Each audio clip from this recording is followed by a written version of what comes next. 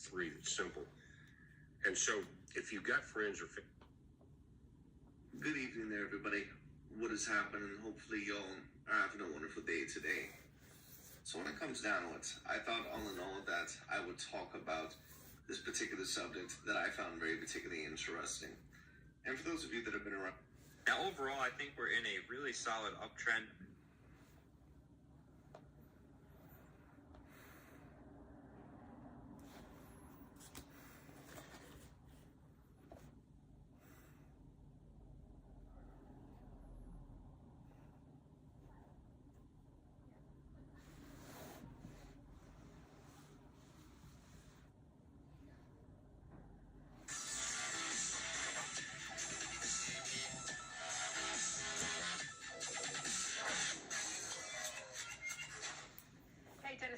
I'm Grace Carter, and this is Tennis Now, presented by Tennis Express. Tennis Express, order today, and it ships today. The Australian Open is done and dusted, and Novak Djokovic has been crowned champion for the 10th time and returns once again to the top of the ATP rankings, his 7th time to be on top. Djokovic began his... All right. At 9, Ham is having a call. So that's 22 minutes from now.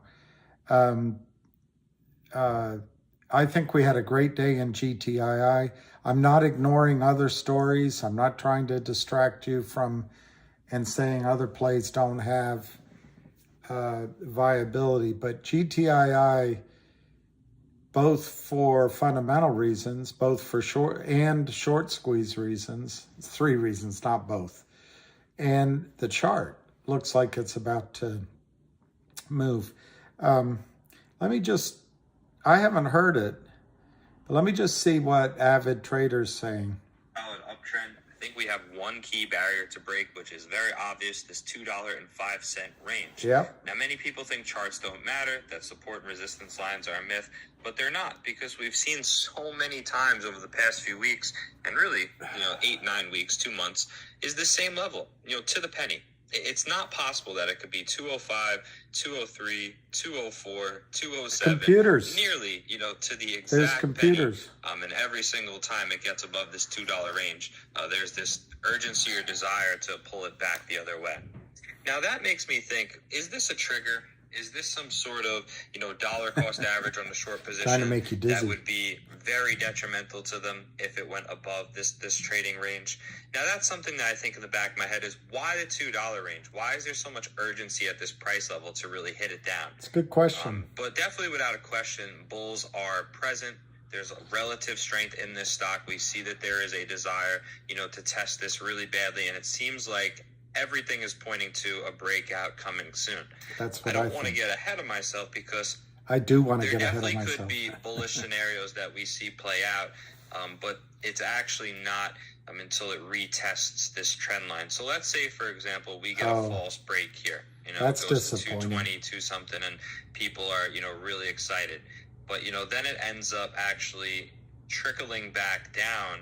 That's disappointing. Before being able to take that next leg up. And let's say, it comes down and possibly retests this trend line. Now, if we zoom out, everything is still following this pattern, right? This is definitely still a possibility to where we see a low at 46 cents. Everything's a 71, possibility. And then maybe another retest to $1, or maybe it could even be a higher low. Let's Even say, your mama. to the previous tops here at 120, 130, somewhere in this range, and then it ends up taking off. Or, comes up to, this I want to range hear as the well, bullish 130, one. 140. I'll stop this soon with his next. Continue this trend of higher lows, no matter how you paint it. I don't like this scenario, but he's right. It could happen. It's completely fine. Now, that's definitely one scenario.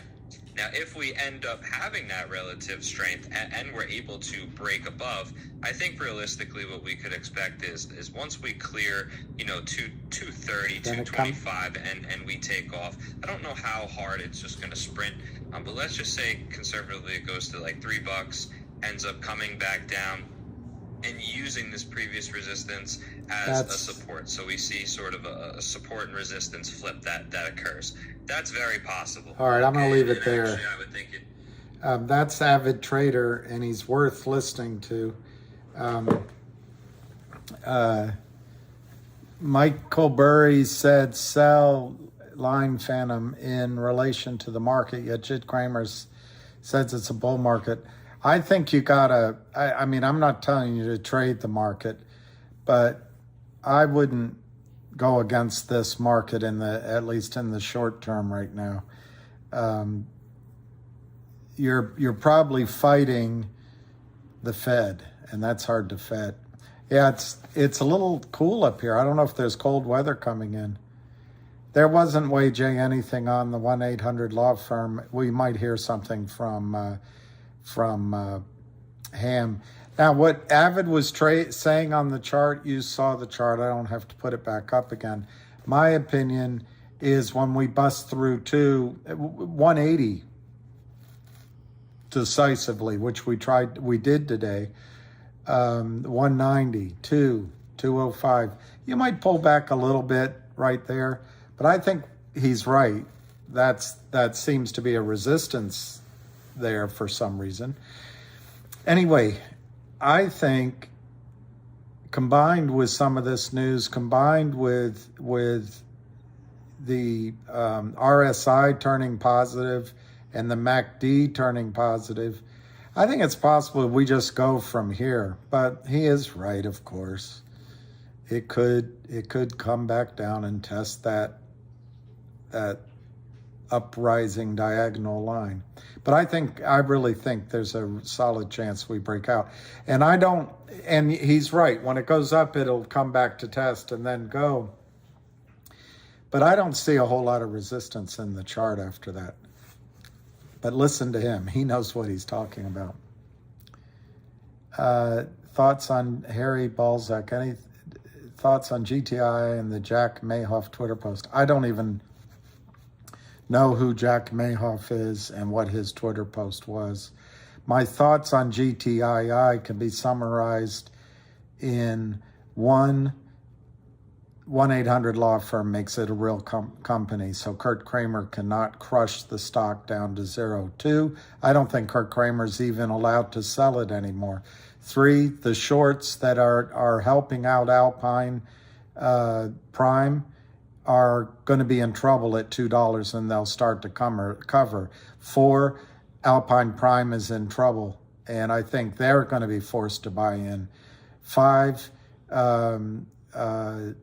I think that once the law firm is announced, you'll get a digital dividend that could force a squeeze. And I'd say 6, there's just a lot of buying in the stock. So I hope that helps you, Harry Balzac. Why is MMTLP taking forever? I guess when you're an adult driving from Washington, D.C. to Boston, it takes a normal amount of time. When you're the kid in the back seat, are we there yet? Are we there yet? Are we there that? Oh, come on, Mom. You told me it was 2 hours. Are we there yet? Are we there yet? I personally think MMTLP is taking... look, obviously, we all agree that in an ideal world, FINRA would have left it trading on Friday and that Monday. They didn't. I can make a rational argument why in a moment a lawyer, probably a risk-averse person, decided to stop trading without thinking through the other consequences because she never was a trader. I don't know. But the fact is, MMAT distributed the shares of NextBridge that Wednesday. And since then, it's basically 6 weeks. I could be wrong. Maybe it's 7 weeks. There's 1 billion, reportedly, 1 billion non-existent shares counterfeited, sold into the system.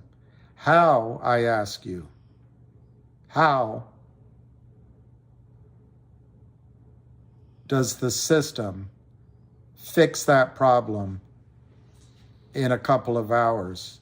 You got to drive all the way to Boston to get it fixed. I think it's moving quite, I don't know. We don't know how much longer it's going to take.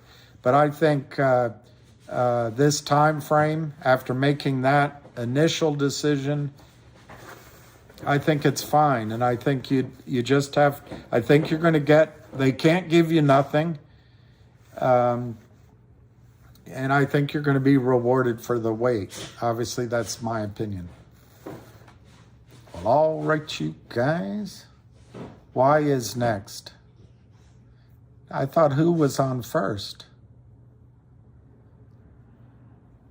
Where do I get 1 billion? I don't, nobody knows.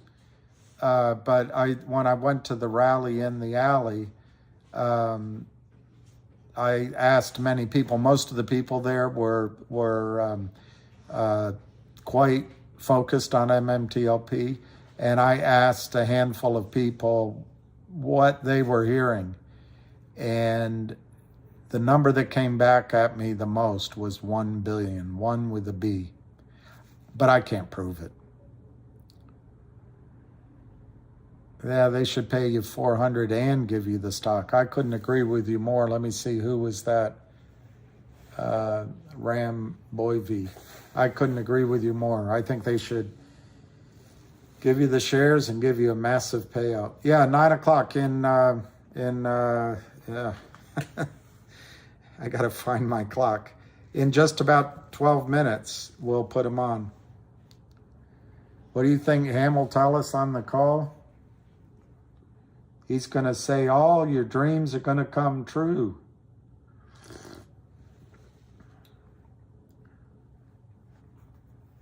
I was driving through Bakersfield, listening to the preacher on the radio, and he said that if I gave $10 to the church,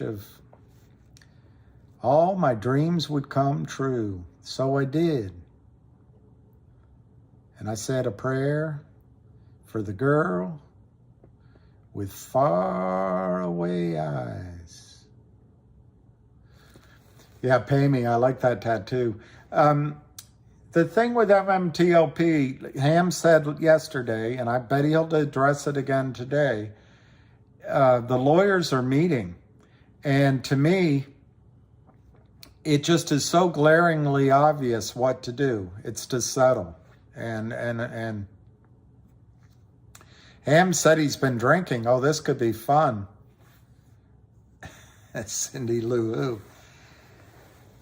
I haven't heard it in years either, I don't think. But it was one I always am impressed with music that you don't expect, and it's good. Yeah, 9 p.m. I understand it's on 9 p.m. Yeah, I was driving through Bakersfield early one Sunday morning. Sing a song. Yeah, good music.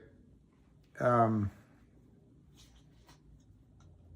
know who's good? Oh, your dad's from Bakersfield? Wow. I don't know why that has a bad reputation. Maybe they found oil there. Yeah, Quan Lam, he did have pickleball, I guess, at 4, but here on the East Coast, it's 8:51 already. So in about 9 minutes, he comes on at 9. Thinkorswim used the after close price 156. You know, it on E-Trade, it showed a closing price of 180 something 6, but it showed the closing price. You know, the high low close, like you just said, 156. So I think there's some chicanery going on. Me drinking too long wait, MMTLP going through Bakersfield. 2 a.m. Well, keep your eyes on the road. I think, have it, as he just said, there's a reason they don't want it to go through too. My guess is that's where they all these maniacal shorts that came in to help, I'm guessing, Alpine brokerage, that's where their stop loss orders are. How long have I known him? I'm going to say 5 or 6 years, but it could be 4 or 5. My sense of time is a little off, but I've really gotten to know him very well over the last 2 or 3 years, and he's upstanding, top standing, and his integrity is unsurpassed. He's a good man. Hey, Dadif, Willy Wonka. Wee Willy Wonka. Trent, hey, Trent Valier. Yes, Trent, that's why I went on, even though I really would rather go to sleep. I said, yes, DC, CRTD can go to 100. I think they're keeping that down because they want us to think the acquisition isn't going to work. They want us to sell. I also think the Lind partners might have a higher quality of criminal that helps them short stocks. I didn't get on the front of the truck. Who said that? I can't tell. I wasn't on the front of the truck. But I'll tell you what, the truck was bigger than it's ever been before. The messages were clearer, and people were cheering every time it went by. The bus drivers, the taxi drivers, Uber drivers, the thing we have here called the circulator, they were laying on the horn, and then garbage truck even, everybody was supporting us. I haven't done that yet, Robert. I am going to do it. Yes, I am tired. I am going to do it. I decided not to yesterday because it would be too long. But my initial thoughts on that letter you got from TD, whoever wrote it doesn't know what the F they're talking about. TD has a responsibility. They acted, unless TD Ameritrade is just a transaction broker, which I suppose as I'm talking out loud, maybe that's what they represent themselves as. I can't see how. They're responsible for that trade. And for them to write to you that they're not, no, that's inexcusable, I think. But to be fair, you guys know more about this counterfeit selling of non-existent shares than everyone you talk to on the other end of the phone at TD Ameritrade. They don't know about it. So with the information they have, whoever wrote that letter probably was doing the best job they could. But in my opinion, it's incorrect. It's possible that in the documents you sign now, there's some clause. I've never done business with TD Ameritrade. I'm not a lawyer, so don't hold my point of view as the final word.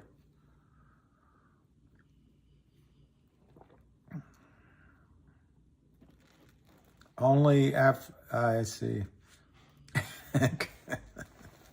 Yes, go F yourself too.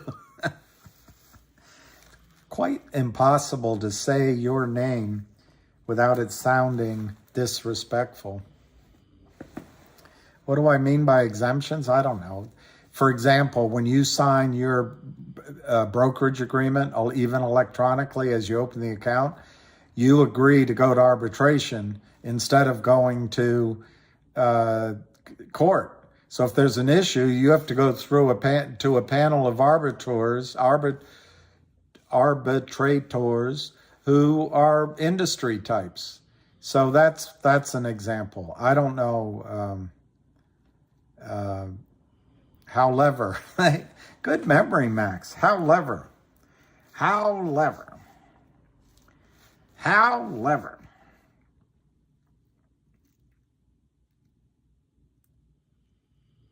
Welcome and thank you.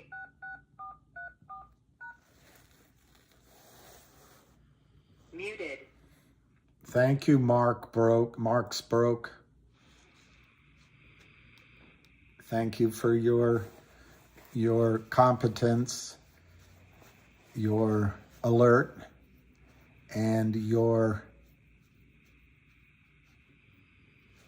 helping everyone else out. I know. E. Corlett, I think you have to go out on the town. Don't hang here with me. Go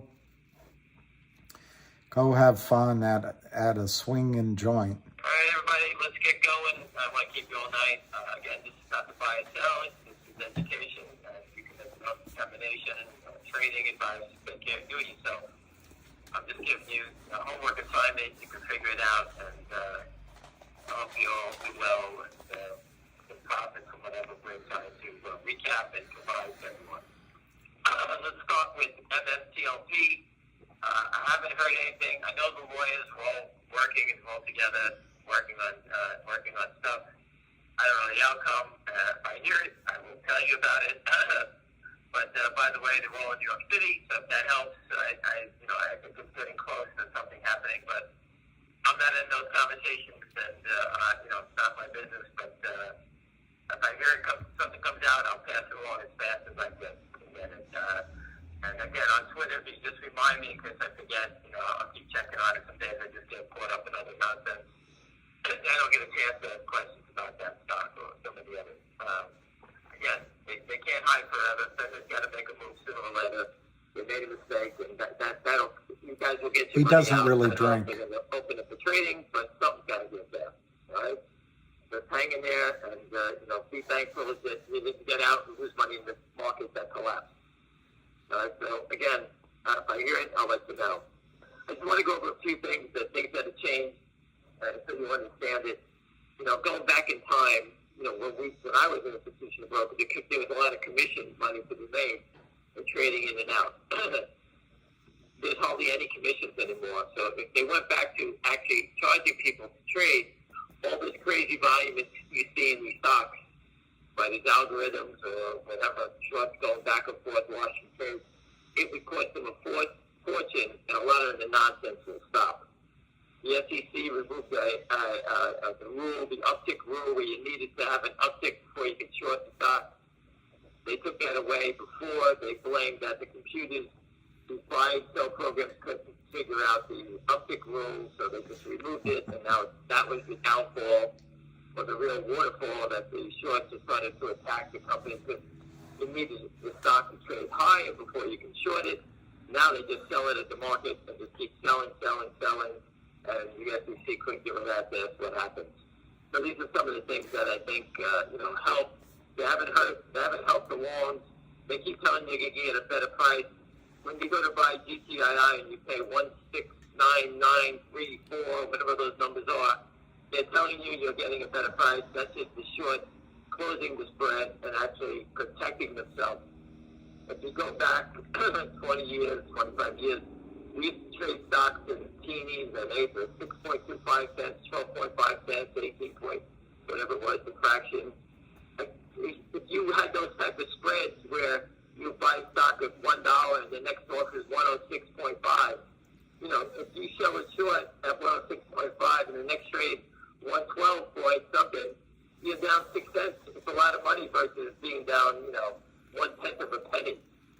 So the spreads actually protect the shorts versus hurt them before they hurt them.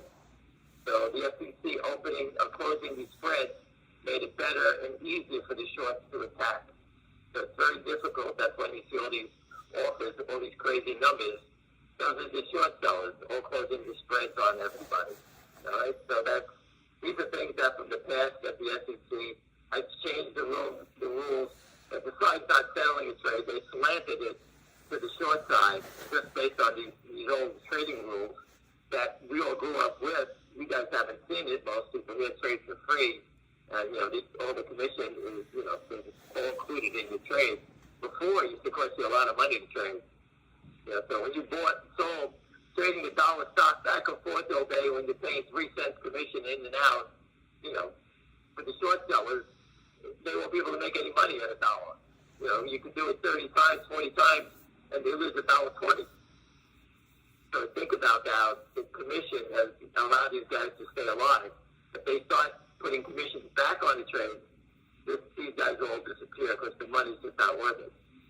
All right, so again, that's the most important thing. I wanted you to go understand the past so you can understand the future. Now let's go back and look at the golden ticket that we were given by the DTC. We got a lot of lawyers. I spoke to 3 different lawyers today.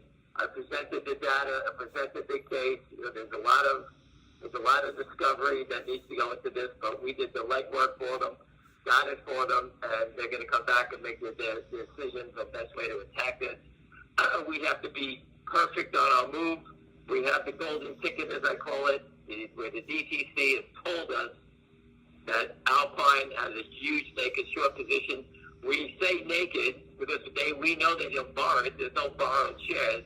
It's a concentrated position. They don't want to say naked short selling, but what the hell is Alpine, the prime broker, doing with this huge short position? Who are they representing? Okay, who are they carrying it for? These are the type of questions that when we get to discovery, we'll get all the answers to. Okay? These guys have been carrying it. They got busted when the stock ran up. The margin police caught them. All right, they thought they could slip by, and now they're under investigation. I spoke to a gentleman today who used to work for the SEC. The SEC governs the DTC. The DTC reports the violation to the SEC. Now the SEC can investigate it and charge these guys with criminal charges, obviously, because they committed fraud. Okay? Important thing to the DTC. They can't have guys trying to defraud the DTC. The DTC is owned by all the brokers and the banks. So Goldman, Morgan Stanley don't want Alpine blowing them up for $30 billion. If we believe the naked short is $300 million shares, every dollar it goes up, someone's losing $300 million. Okay? So at $10, I just go from 0 to 10, $3 billion, to $26 billion, to $39 billion. This is a bloodbath. This is going to be an enormous bloodbath when this thing takes off. Okay? It's not our fault. We didn't create the system. Okay? The DTC has just told you it's open season on them. It's open season on the short sellers. Okay? We didn't create this. They allowed it. And for some reason, they gave us the information. I don't know whether they're tipping us off to go kill them. I have no idea. But I keep researching. Every company I look at that has reg show violations, that got sued for reg show violations, they never list the names of the companies that were manipulated. If Goldman Sachs got fined for naked shorting in GameStop when it was $300, and it's now $30, $270 is lost because of Goldman Sachs manipulation. The liability would be enormous. So anyone who did get caught in that, they never list the names of the stocks. They just list the violations. Okay? Because the short selling on the short side is obvious manipulation. So looking at GTIIL, stock was $9, dragged down to $1. How many people lost money? Lost $8 a share. So if you're long 100,000 shares, you just lost $8 or that's $800,000 in market value over manipulation by Alpine and their criminal friends. Okay, so the liability from a legal side, the damage model is huge. Just on one individual. A friend of mine called me up. He has 1.7 million shares, and he said, "My goodness, $8 a share. look how much I lost in this thing on the manipulation, on the attack by the short sellers. Okay, just think of everyone involved in here. Whether you got 1,000 shares, 500 shares, everyone was ripped off, and they told us we got ripped off. So now, how do we get to the next leg of discovery to find out how big it is, who's behind it? Obviously, it'll lead to the market makers. And on that, just switching that for a second, VERT, Victor, Eddie, Robert, Tom, was a huge maker short sell, variable group. Dirty Mail used to put the guy's picture up there, Rob Schaefer, I believe, if someone can repost that on Twitter. Rob is notorious for taking orders from the Kramers, and he was back 2 years ago. He was killing us. He sold the stock down from 4 something down to 50 cents one day, just destroying the stock every day, millions and millions of shares. Then he disappeared, and I guess the Kramers decided they started using CSTI to hide the order flow because we were busting him. Because the only seller in the stock was VERT, and the stock would be $1 to $1.25. VERT would be an offer at $1.20. The next offer was $1.60. It was 30 cents behind him. So it was pretty easy to see back then. That's when these guys had balls and didn't give a shit about what they were doing.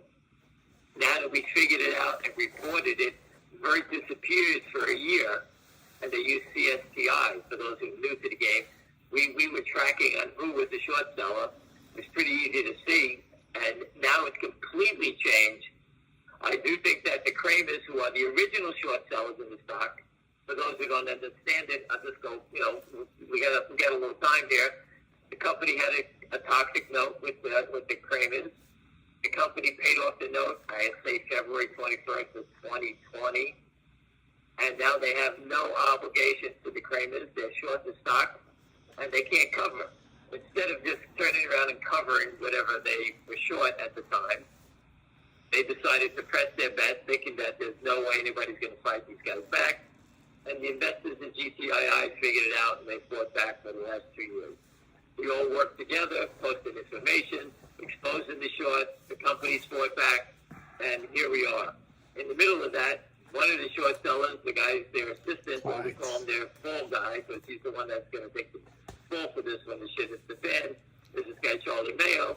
He was nice enough to call the company up and leave a message trying to buy stock from the company after the company paid off the debenture, so there was a tip-off that they were short. If this was GameStop and the short All right, seller Faith Racer. the whole world would have known about it. It would have been the laughing stock of the whole street. But the short seller called the company begging for forgiveness to try to buy stock. But this is a small company that figured it out and can move quickly and fight back and now we have a lot of information from Charlie Mayo. So now we have, over time, we have the depository trust on our side, which is unheard of. The depository trust makes Goldman Sachs look like a pimple.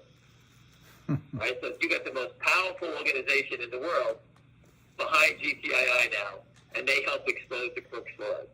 So you need to figure that out. Like I told you before, the documents are on Twitter. Take it to an attorney. Take it to an SEC attorney.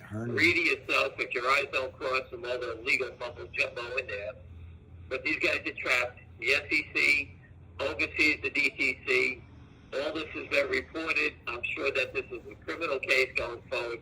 I can't tell you when, where that's going to happen. But everyone I'm talking to says that's how the chain of communication works with this type of stuff. It takes time, but these guys have been stealing for a long time. One of my friends said it takes 40 years of stealing, and we're going to put them out. That's what he said. Everybody knows that these guys rob. I spoke to an IR guy who got paid stock from a company, and these guys were the ones that always take your certificates, their low lives. So the guy put the certificate with them. He did his work for the public company. When the guy wanted to sell this stock, these guys shorted in front of it. I think the stock was $1, he said.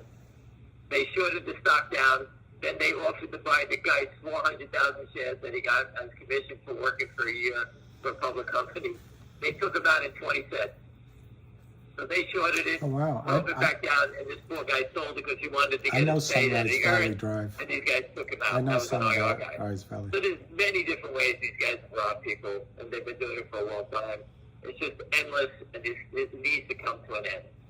So we now show you, I now discussed to you about the DTC, the NSCC, Alpine.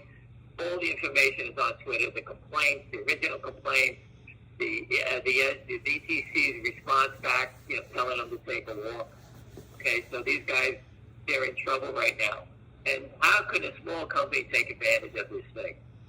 So speaking to many people, we figured out that, hey, why doesn't the company just try to figure out a way to reward shareholders if they do file suit against the DTC, give a percentage of the profits if they do win a lawsuit or file a lawsuit to the shareholders as a dividend? I fell asleep last night. Okay, I spoke with many people today trying to formulate that idea. It's a great idea, and you know what?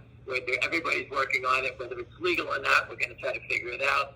But why not give a new special dividend to the shareholders of record of the lawsuit? We've all been ripped off by it, so why not see if the company can actually get that done? And we'll find out down the road if this is feasible. Okay, but that's something that's been bounced around by top legal people today on the outside, not the company, that we've been working with. I spoke with a bunch of former SEC guys today. We kicked it around, and it's something that could be very feasible, and they'll get back to me tomorrow, and we'll sort of get this and relay it back to the company and see if they have an interest in doing something like that. They hired Wes Christian already, so I don't think it's a far stretch. I think Wes now knows that this is a tremendous opportunity, that we have this document from the NSCC, and the DTC, and this is showtime to go get these guys.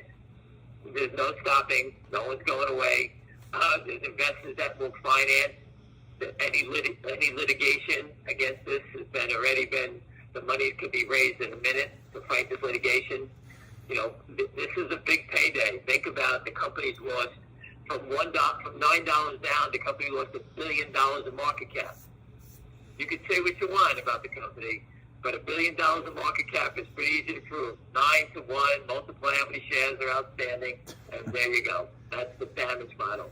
Then you break it down to each individual holder, then you multiply it times 3 or 4 times damages.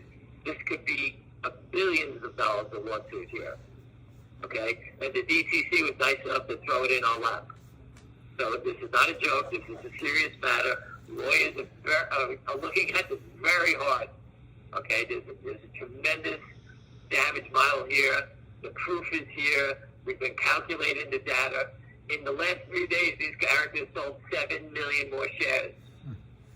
Okay, at the pace we're going now, we could be doing 30 million shares a month.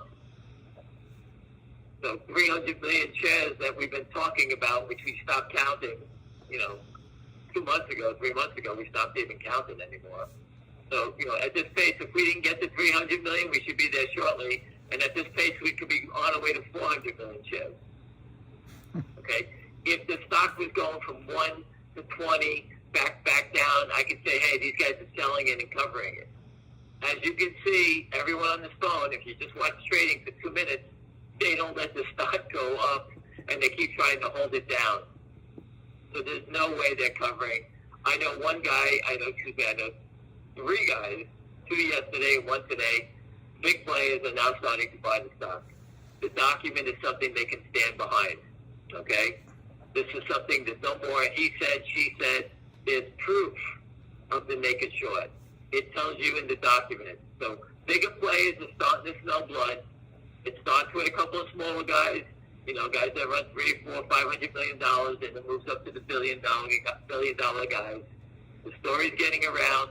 There's brokers pitching hedge funds are talking to other hedge funds, and it starts to get viral. And the reason it gets viral, because the proof is right here for you to see. All right, so I just wanted to get you all that stuff. There's a lot of stuff. It's moving super, super fast, and that's why I decided to have the call tonight, because I don't have all day to explain it to everybody. Again, I've had multiple calls with top legal people today. Nothing to do with the company, away from the company. I'll say that again. And once we can figure it out, then we'll relay it to the company. By the way, one of the shareholders is trying to introduce me to $10+ billion company that's been naked shorted. I can't tell you the name, but there's big companies circling the wagons that are sick and tired of the naked short selling. Okay, it's not just small companies. I told you I was contacted by Root, R-O-O-T, a long time ago. The stock was getting crushed from 27 down. They called me. I spoke with them at $14. I told them what to do. They did nothing. The stock went to $1. They reversed it back up to 25, and I think it's 5. I'm not even sure it is today. So you hesitate, you get wiped out in this game. Okay, there's no shame in fighting back. The people that don't fight back, shame on you. Okay, they'll just go through the Wall Street car wash. You know, like I said, if you stand there and do nothing, they force you to get delisted. Then you need to get your stock over a certain price, and then you can get relisted. If you can't do it, then you have to reverse your stock. You reverse your stock. That's what COSM did. That's what all these other companies try to do, and they think they're going to get back to the promised land. And all it is gives them a reduced short position, which you reverse the stock, and a higher stock price where they can just sell less shares and get more money again. And that just brings me back to GTI for a second. I just gave you the magic word. When the stocks reverse, they get a higher dollar price again, and they start shorting again. If that's so important to get a high dollar price, how come the GTI short is fighting so hard not to let it go up? The stock got to 2, they pushed it down to $1.50. Sell it lower. Every share they've been selling is underwater again the last 2 days. Why not let the stock run to $3, $4, $5, $6? You make more money. Again, the margin police are watching the stock. Every dollar up is $300 million. What they're putting up for margin, I don't know, but I believe the DTC and the NSCC, the OTC, I'm sure they're looking for the FBI and the DOJ because this is a deadly formula for the depository trust. Because when Alpine goes bust, they take the beating for it. So they're watching it. This is something that's very dangerous. Remember, a short position has infinite upside. A long position, you can only lose what they invest. A naked short or a short position, infinite on the upside. I think Volkswagen, the street lost $26 or $30 billion in that squeeze. I don't know the total devastation in GameStop, but we only heard about the big boys in the beatings they took. How many small hedge funds disappeared? $5, $10, $100 million guys disappeared and lost money. Who paid the loss on those things? They ran out of money, and the DTC had to pay it off, or their prime broker had to pay off those fees. All right, so it's a deadly game. I just wanted to bring you up to speed. I had a few drinks tonight. I'm a champagne girl, not a real tequila guy. I have a few tequilas, but again, just so you know, I'm a champagne guy, so that's what I like to do. Anyway, listen, we'll celebrate soon. Hang in there. We'll speak tomorrow. He said the document, the DTCC document is something the big funds, the big players can stand behind. That's what Norm Macdonald said. He said, podiums. Now there's a product I can really stand behind. I support podiums. A product you can stand behind, he said. Of course, it's not really a podium, it's a lectern. The podium is you put the lectern up on a podium, but we all use the word that way. All right, you guys, let's see what we have. Hey, Juan, I did try to get on that call. Somehow I was an hour late. I thought you guys said 7 p.m. and it was already over with. It started at 6, so I apologize. I screwed up somehow. I see you haters with Lou talking points. What? Counselor Diamond Hands. I see you haters with Lou talking. Hey, Counselor. I watched Berta with the Wise Guys tobacco last night. I like that tobacco. He has been in looking at the short sells. Yeah. He said years and years and years to get the settlement. Well, Dustin, I wonder what he's talking about. He might be talking about legal. You know, there's a legal settlement and then there's settlement in these shares. I go with Ham because Ham twice now, last night and just now, has said that the lawyers meeting up in New York. He implied it's all parties. I don't know why they'd be meeting in New York other than it's the financial firms involved, the DTCC. I don't know who the prime broker is with MMTLP, but you know, the big brokerage houses are the ones on the line, and that's in New York City. So I have a feeling that a feeling deep inside that the settlement financially trades could start to happen soon. Dustin, whoever the lawyer friend you're talking to, or whoever that was, I'm sorry, I forgot the details. The guy with 25 years of experience. I think he's probably right, but I think these other lawyers know that. And so if you're Merrill Lynch or you're TD Ameritrade or whoever's exposed, or the smaller broker dealers, you want to get away from this. You know, it's like a melee. I was once when I was in London, I went to this really popular place called Nam Long. I don't know if it still is, but it was popular both for its Vietnamese food, but also, at least at the time, you couldn't free pour in London for drinks.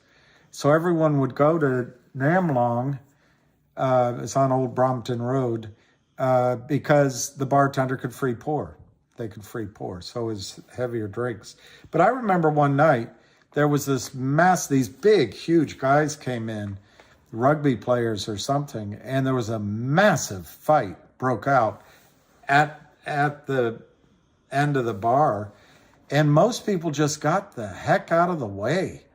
It tumbled out into the street, stopped traffic, and I stayed tight to the corner of the bar with my friend, and we're like, what the heck's going on? But that's my point. That me being American, a couple of these Brits came in. The one big Brit came in, asked for his drink.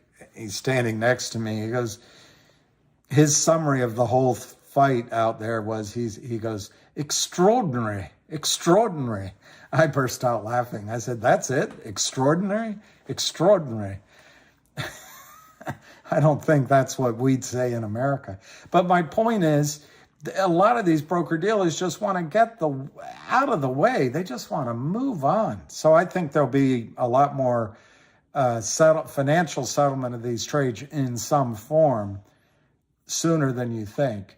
Legal settlement, lawsuits, I think it could go on a long time. Dustin, you can quibble with whether or not it's 1 billion counterfeit shares in MMTLP. You certainly can. Nobody knows. I heard over 1 billion from several people. But anyway, it's easy arithmetic. So 1 billion. And people on this call right now are saying they wouldn't take less than 500 or 1,500. My WAG value is 106. Use $100. 100 times 1 billion. You know, a trillion here, a trillion there. It starts to add up.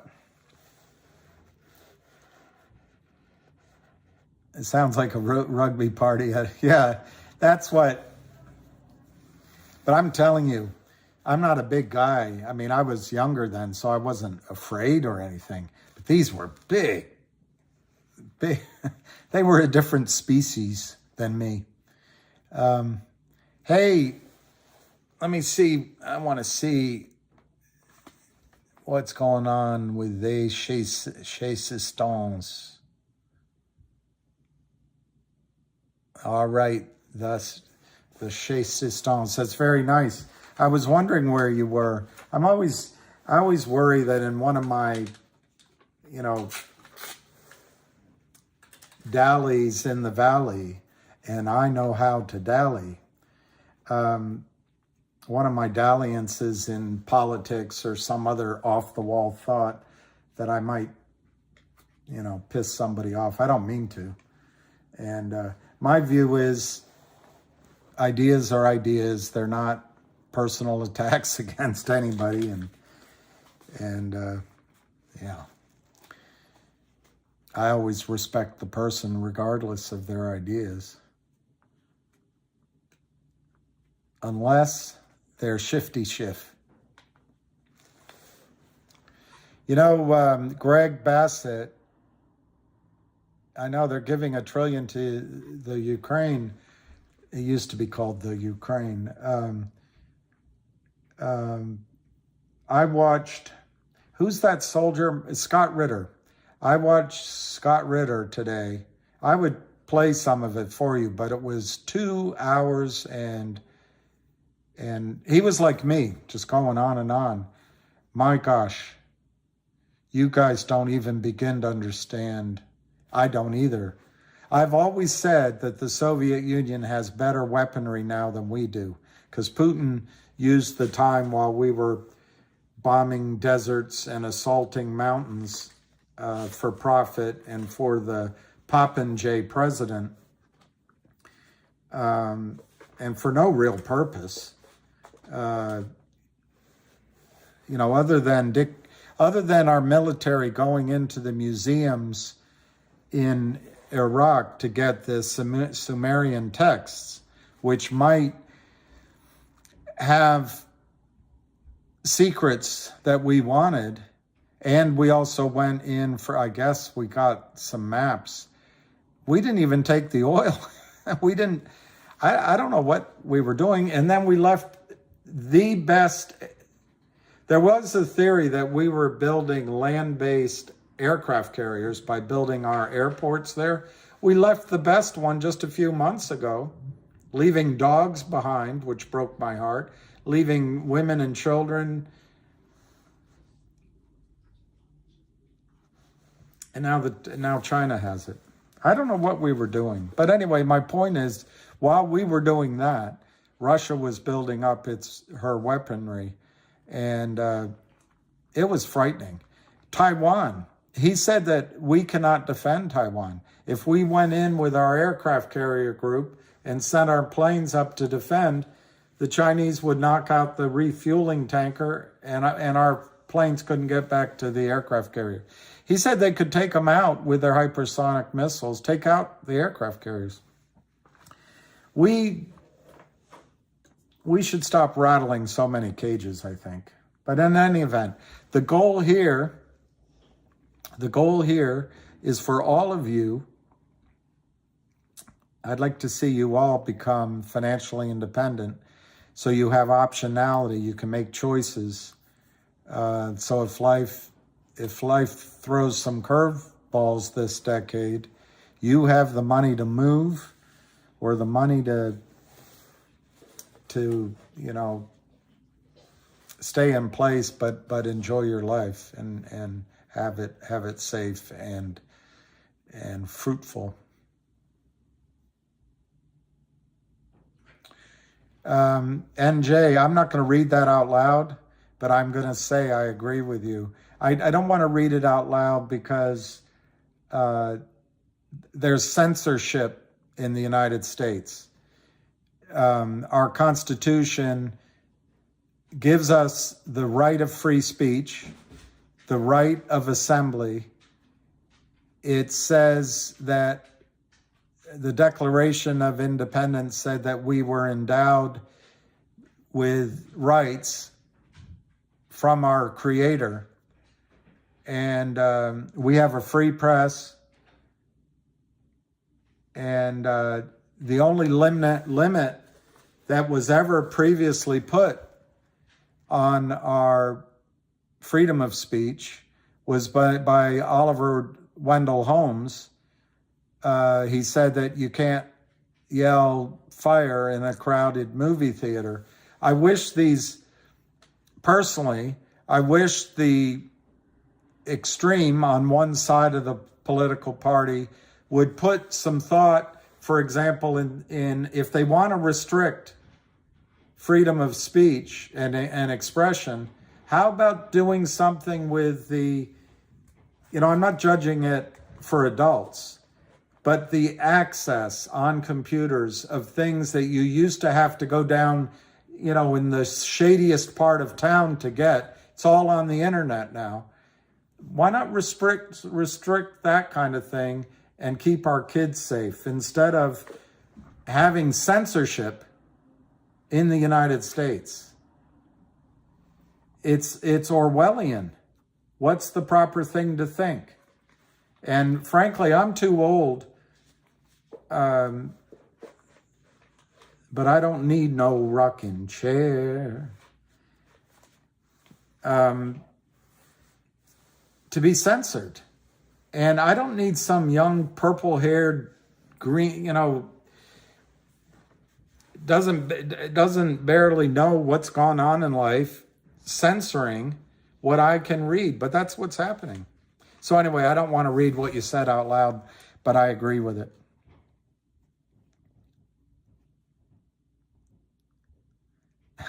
Brunettes, green eyes. Medieval times in Hamburg. It's a great time. All right. Eat with your hands. Oh, Lordy.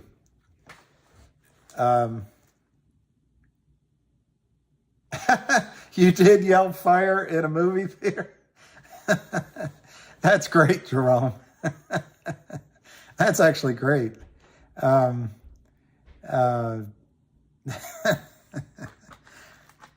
sure you saw the irony in it.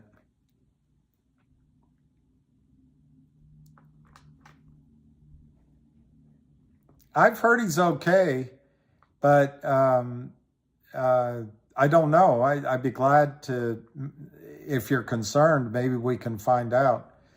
I hope he's okay.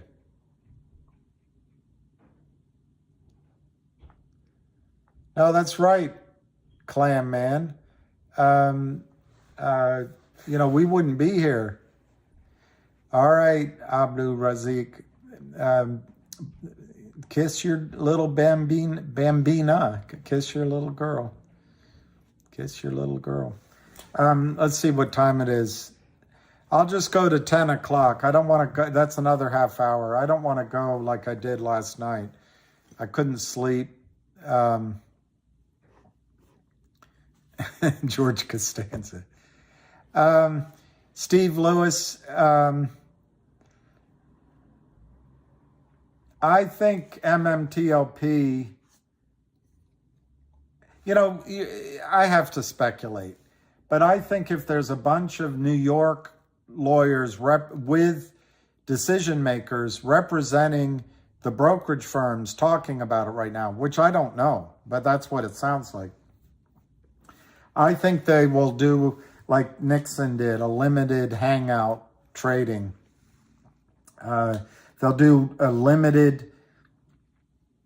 restricted, they'll open up the trading for the stock with restrictions, like closing only, and they might say that if you sell your shares, you're giving up, or if you buy back your shares, you're giving up your right to sue. They might somehow come up with a way to do that. That's my guess, that if it's 1 billion shares, one of the ways to clean out the system is to let the market do it. But it's going to be losses. It's going to be huge losses. The other way is just tell the malefactors, is that the right use of that word, that they got to pony up $1 trillion and get on down the road. What are your thoughts? Cans, he hates cans. Grow up, Arthur. Smile, Arthur. People work here. Later on, we'll get ice cream. Oh, I know.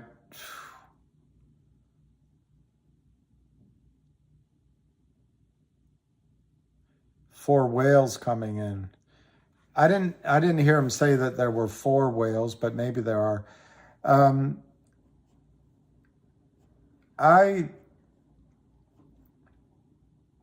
Regardless of whales coming in, the chart on GTII, Avid, I just played part of Avid Trader's video. I encourage all of you to watch it. It's specifically on GTII, but he sees like 204, 205 as a I don't know, a turning point. It's a breakout point. But then he also sees it could come back down to the trend line before it breaks out again. And he's right. But my instinct is we don't have to go back to the trend line. And by the way, if it goes to the trend line, he just means coming back to, I don't know what, you can watch it. I don't know if it's like 160 or 170 or something. And then going back up through, he said 250 and then onward, but he was just guessing. So my feeling is that the chart is showing you that as soon as we get through sort of the 2 level, I would have used 210 to 225. He was more specific, but I've always warned you, I just do it broadly. 210, 220, 225. With volume, I think we're on our way. Once you punch through, there might be a tendency to come back down and test what was resistance becomes support. You all know that. So there might be breakthrough and come back a bit, but then I don't see any reason why the stock slows down before maybe 350. So that's my one point. The second point is I do think there's whales in there buying. I think there's a lot of smaller buying as well. And the shorts are not letting it go up. So I think the shorts are in trouble and they're trapped. I think there's 2 aspects of it. One, Alpine can't afford it to go up because the losses are going to be massive. Secondly, all these opportunistic criminals that joined in, these rats, these hyenas, these jackals, I don't think they have staying power. And I think after it goes through 2, they're going to cover in however many of them there are. So they become buyers. Alpine becomes buyers. Those are your big movers. Now, to the extent that there's whales in there, I think what really interested me more than the idea of big investors, which is critical, what interested me more in what Ham was saying is if there's some funds, institutional investors who do this kind of trade, for fun, for profit. This is how they make their bones. Well, apparently if there's 1 or 2 smaller ones coming in and they start, they're going to want to establish their position, and then they start talking to their friends. Hey, Freddie, do you have anything? What are you working on? Well, I heard there's a 300 million, and it's in this document. Send that to me. And then that goes around all the desks. It's just sent on the phones like it would be to you. Are you kidding? They named GTII? Alpine's going down? That's what excites me. I think you could get some, a feeding frenzy. It's like blood in the water to sharks. Hey, Susan Howard, Cool Hand Luke. Sometimes nothing is a real cool hand.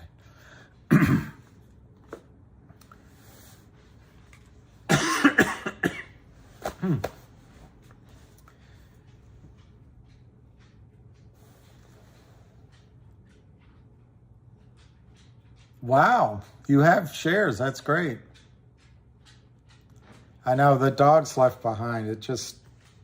Dogs they give you all their trust. How long can the shorts afford to pay Tobias the wolf, pay the failure to delivers? I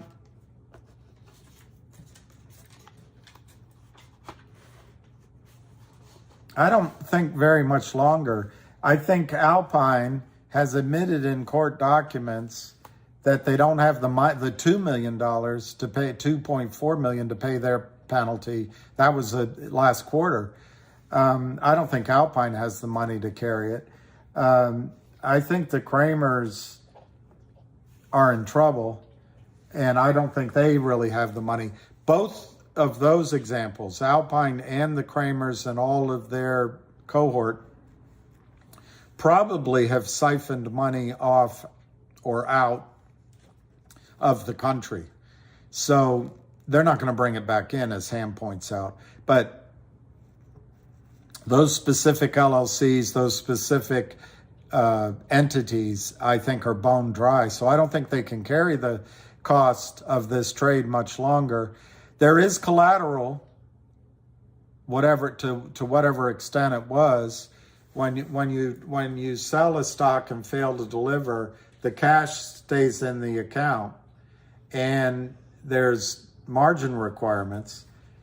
I don't know the rules when you're a really big institution, you've been doing it a while, and the stock price goes way down to zombie land. I think they can take some of the capital out, but I'm not 100% on all those rules. But the point is, there is a cushion. I'm sure it's been absorbed already,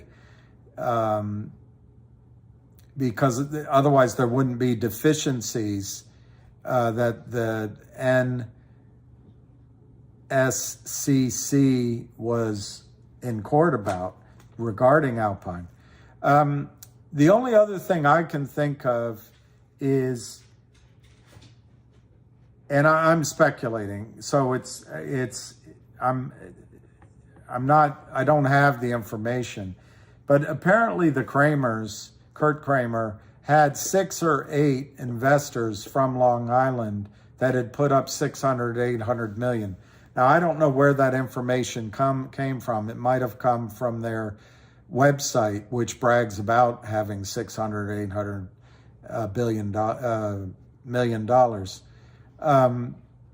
Remember, prime brokers lend the money to the hedge funds because the prime broker wants the trading. Anyway, it's possible that they're hiding some of these bad trades in gullible real accounts that have cash in them. I don't know. They're definitely lying, mismarking tickets, hiding tickets, everything they can think of. But my answer to you is they can't carry this short position much longer. And I think Avid's onto something. He picks that 204, or did he say 209? I don't remember. But he thinks that's a significant point. My guess is that most of their the new shorts have stop limit orders. I remember they're trading in the mirror compared to you, just above $2 a share. And once those get triggered, and I'll go even further, I think a lot of those new shorts are using computers. So once it goes above, say, 205, 210, they just start covering. And I think that's why they're fighting it right here. But they're not going to be able to pay those costs much longer. Sorry for the long answer. Derek, how about CRTD? Could the shorts be the mafia, the whole loaning money and then shorting and destroying for profit? Sounds like a modern mafia type move. Brandon Boyle. I've only got one word. Hey, mafia, stop stealing my moves. Well, with respect to something I was corrected about on this call before, there may not be such a thing as the mafia, but there is organized crime. I think you're absolutely right. A lot of these Connecticut and New Jersey and New York so-called hedge funds, they do a lot of movies. And the movie business is a great way of laundering money. It could be cartels. It could be what the so-called Russian mafia, Eastern European, any kind of scary hombres. So, yes, this could be a way, because remember, if you short it downward and you cause, that's what Kurt Kramer wanted to do to GTII, just like he did to GTIIL, just like he did to HPIL, and there's a few others my mind isn't remembering. He wanted to get it under pennies, 0.00000, like DBMM he tried to do it to. Once it gets down there, the company just becomes, they hang out, they try to exist, but effectively the company's out of business, or it goes bankrupt, or it gets delisted. But in all those situations, there's no closing transaction, there's no 1099. So if you wanted to launder money, what's a better way of laundering money than taking your criminal mind to the idea of selling these shares? And before you blame it totally on, the criminals we see in the movie, reportedly, some of the best banks in New York City accept cash deposits from the drug cartels late at night because they need the deposits. So I'm not sure there's anybody with clean hands in this situation. CRTD, I don't know, Red Hook Texan, Hook'em Horns Texan. Yeah, I'd say 1500, Bill Young. Nice to see you. I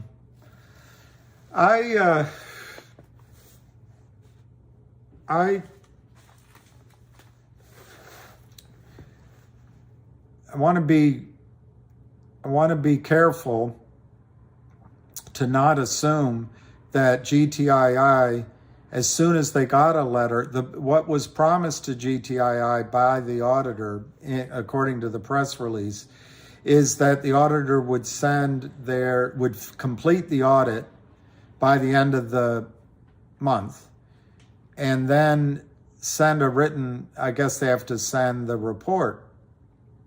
As I'm talking to you, I don't remember the exact wording, whether completing included sending the report by the end of the month. It's a minor distinction, but it's possible that it takes another day or two to get the report signed off on and delivered.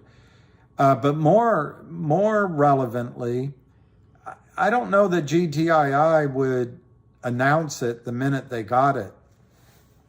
I don't know what their lawyers would say, what decisions they have. They've got to write their press release. I'm sure their press release has to go get board approval, and so anyway, I'm not concerned at all that the audit hasn't been completed or shouldn't be presently. I released a GTII video. I did one, but I didn't do one today. I wanted to. Avid Trader did a GT. I highly recommend. Of course, I always recommend him. On CRTD, I met Franz Thomas Dubois. I've told the story before, but I met him at Janet's in London at the South Kensington station. I'm trying to remember that. I guess that's King's Road that goes right by there. Can't remember which road that is. There's Old Brompton Road. I just can't remember the other one. Her place is there. But I met him one night, had a couple beers with him, talked with him for an hour and a half. Not constantly, but I was sitting right next to him because it was a small space. It's fun. He's a good guy, really good guy. Oh, it's Lou's new GTII. Is he negative on GTII? Well, I don't. Wow, Andrew Jackson. A wealthy and buying 500,000 shares of GTII. Do you agree for a year of stealing we will get paid soon? Yeah, I think. Look, yesterday I was feeling trapped with a question, and I tried to answer it twice, and I think I got defensive. I thought about how I should have answered it. In the context of short squeezing, GTII has a high probability of happening. But, short squeezing is a speculative ball game. So, you don't know when it's going to go. You don't know who. But yeah, I think I've been fighting this, and it wears me out sometimes. That's why I admire the energy that Ham has. But he's an athlete, and he has a lot of energy. I've been in this GTI thing now. It's over 2 years, barely. I think you're going to get rewarded, and I think it is going to squeeze, and I think it is going to happen soon. All in the cone of short squeezes.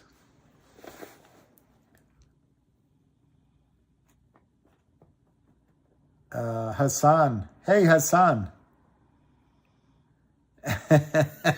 Hassan. One time, my friend from London, we worked together here in DC at at Morgan Stanley now. But anyway, we went up to New York to a conference with, back then, brokerage firms could follow smaller stocks, and there was research. So we went to I forget what it was called. I think it was it might have been the Paulson Equities Conference. Anyway, it was a while ago. So we went up, and he's a big, tall guy and a great sense of humor. And we get into the elevator. The conference is on maybe the 80th floor of the building. We get into the elevator. The elevator's, not big, but there's maybe 8 people in the elevator. The 2 of us, maybe 3 behind us, and then right where the buttons are, there's this. It was raining out, or it was cold out. He's wearing this long blue kind of old coat. His hair's all disheveled, and unfortunately for him, he had dandruff on that coat, and it was wet. It just wasn't a good look. And he had somebody with him. He's carrying a briefcase, and this was the famous Ray Dirks, who was he was either a short seller or a short seller killer. I can't remember which now, but he was famous. They always interviewed him, and I looked up at my friends. I said, "Hey, look who it is!" And so the elevator stops a couple of places, and the rest of the people get off. So it's just the 2 of us, Ray Dirks, and whoever he was with. So the elevators become quite confined. No talking. But Ray knows we've been looking at him. We're not saying anything. And you hear the elevator go ding, ding, ding, ding, ding. And then my friend goes, "Hey, Ray." "Hey, Ray, it's good to meet you. But I got to tell you, you look a lot better on TV." And I couldn't stop. I just couldn't control myself from laughing. It was mean, but it was funny. I think he was a short seller. I don't think I liked him at the time. But anyway, you reminded me of that story. Are we waiting on a black swan event? What? Are we waiting on a black swan event? Yeah, I'll talk about CRTD. I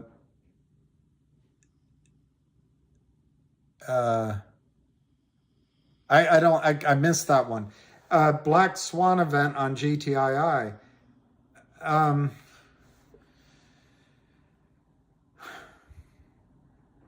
Do you know what a black swan event is? A black swan event is when you've done all your models, and you put into your models, like Samuel L. Jackson said, you put in your assumptions.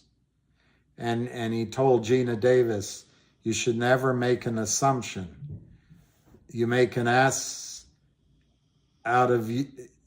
No, you should never make assumptions. You make an ass out of you and umption. How did it go?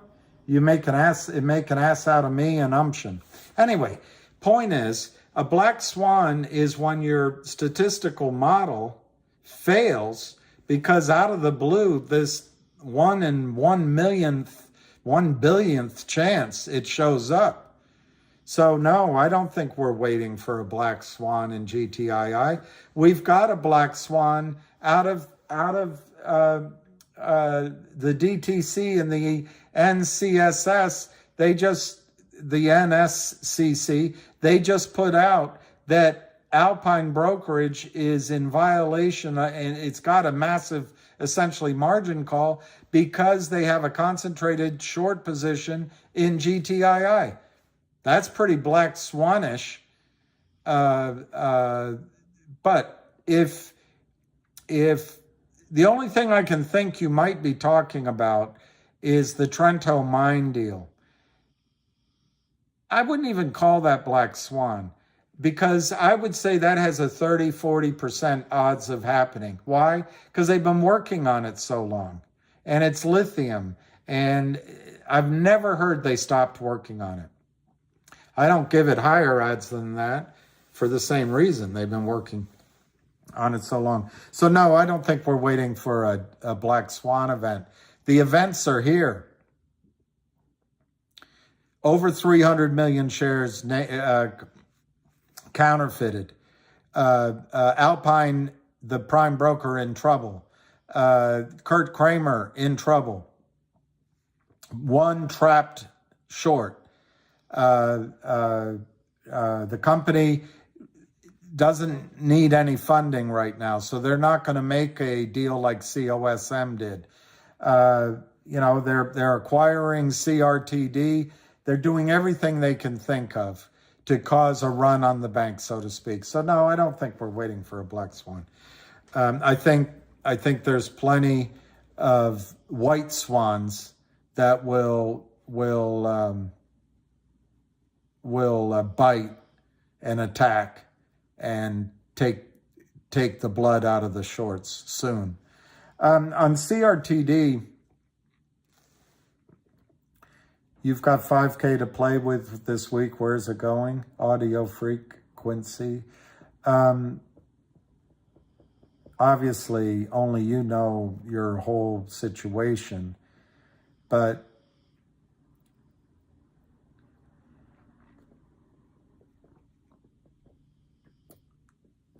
I think if I had 5,000 to put up, I'd be tempted to play it safe and do 2,000 in GTII, 2,000 in CRTD, and 1,000 in DBMM. But looking at the charts, with the caveat, if you watch Avid Traders video, I feel like GTII is about to break out. my interpretation of the charts is if we get through $190, $2, $210 tomorrow, there's a little bit of a gap to around 225. There'll be a little tiny pullback, and then, release the hounds. I think it's going to go. Avid points out that once it goes up, it might come down first. Yes, that's normal. The other thing is, Avid points out, before I get all carried away, maybe it comes back down to test the trend line.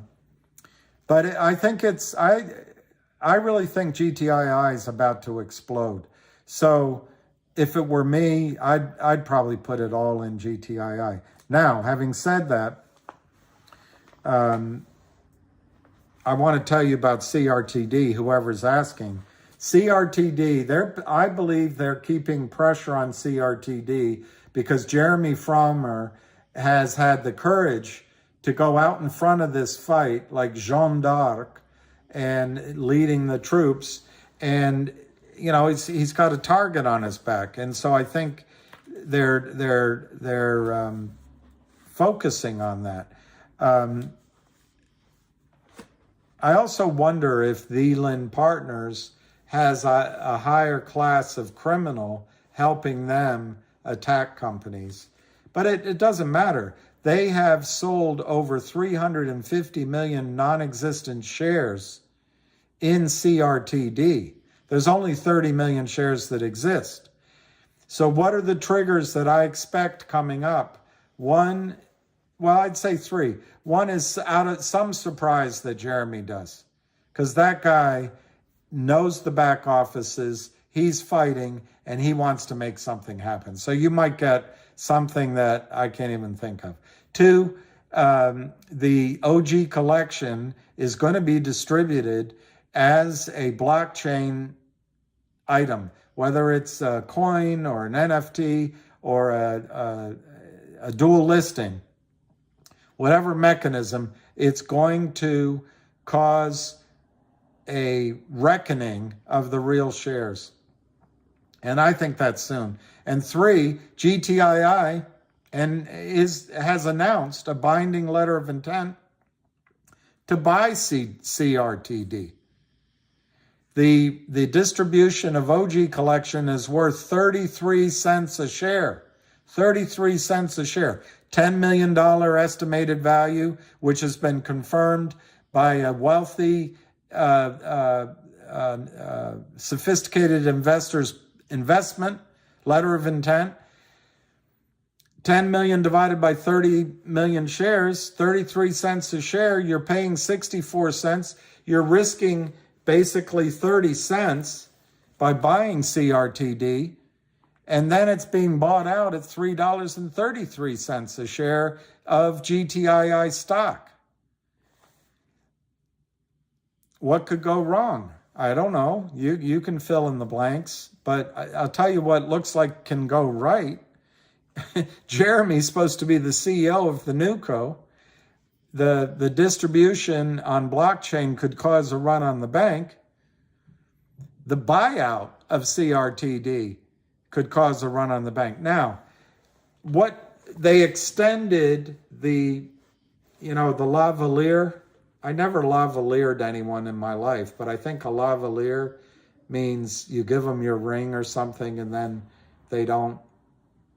Back then they don't talk to somebody else. Nowadays, everything, it goes from 0 to 80 right away. But anyway, they extended the, exclusivity period for another month. So what I expect probably will happen is we'll get a record date. We'll get an announcement of details. Not so much that the merger will happen in the next week or so, because you got lawyers, you got all sorts of things and filings and things I can't even imagine. So I think CRTD has just explosive upside. So I think both of these stocks,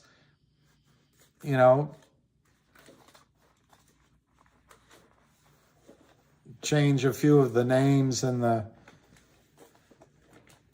the story is the same one. I don't get your math. Okay, maybe I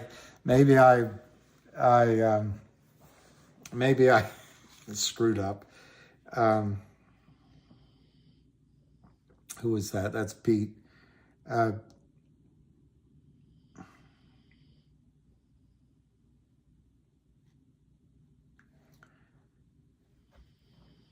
Yahoo Finance. Yahoo Finance.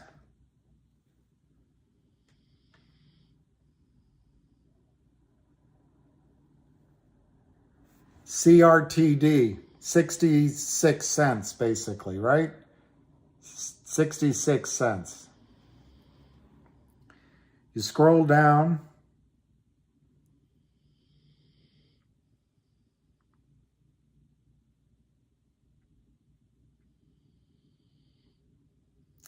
You scroll down, usually they give you a, oh, here it is.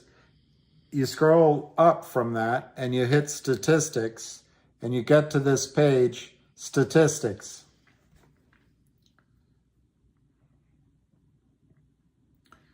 And under share statistics for CRTD, shares statistics, shares outstanding, third line down, 29.77 million.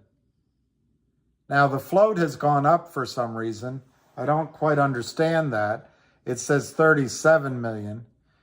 I don't know how you can have a float bigger than the shares outstanding. So let's put that aside and we'll address that when I can figure it out. That's another 8 million shares that it says is the float. I don't know. But the shares outstanding, in other words, all the shares that exist are 29.77 million. So CRTD has 30 million shares outstanding. All right, Pete? 30 million. Remember that number. That becomes your denominator. Okay, that's your denominator. You go back to the page CRTD on Yahoo Finance. You go down and as you scroll downward, you see news. The first news you see, created extends the no shop period with GTII until March 7th.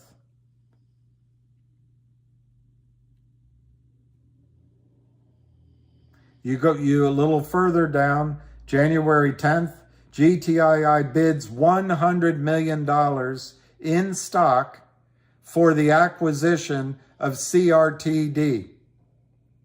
And it goes on to say that it's a binding letter of intent.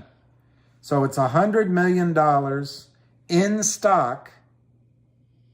So it's going to be $100 million regardless of what the price of GTII does. So that becomes your numerator, Pete. $100 million divided by 30 million shares gives you $3.33 acquisition price. That's one part of the arithmetic I did. So again, your numerator is the acquisition price of 100 million in stock, 100 million in stock, 100 million in stock, divided by the 29.77, the 30 million in outstanding shares. That's $3.33. I'm for the time being, I just don't know why the float number went up. I don't have an answer. We'll have to check that. That's something that will affect this if that's a real situation. Doesn't make sense. You can't have more shares than are outstanding. All right, so that's one number, Pete.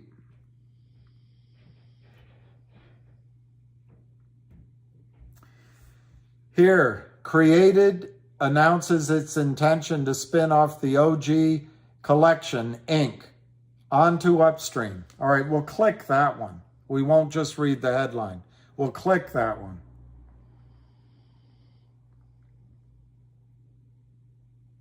They get a 10% royalty.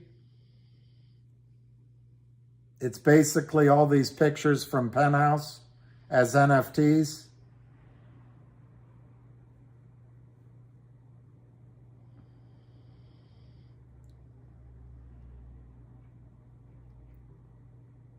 And I shouldn't have clicked that one. I'm sorry, I wasted your time. We got to keep going downward to find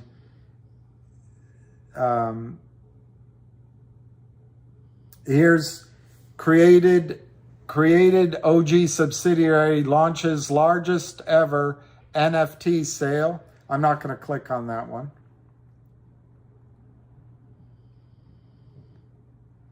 I'm going to Created closes first tranche of OG collection sale.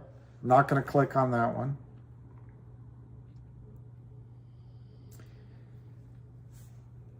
Created announces letter of intent for 25% sale of OG collection for $2.5 million. I'll open that one up for you, Pete.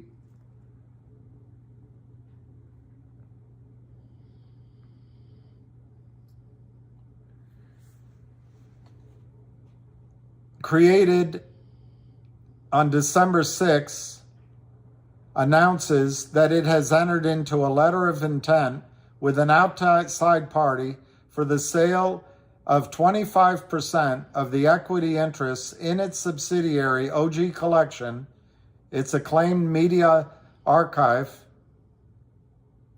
which captured some of the most iconic publications and people of the 20th century.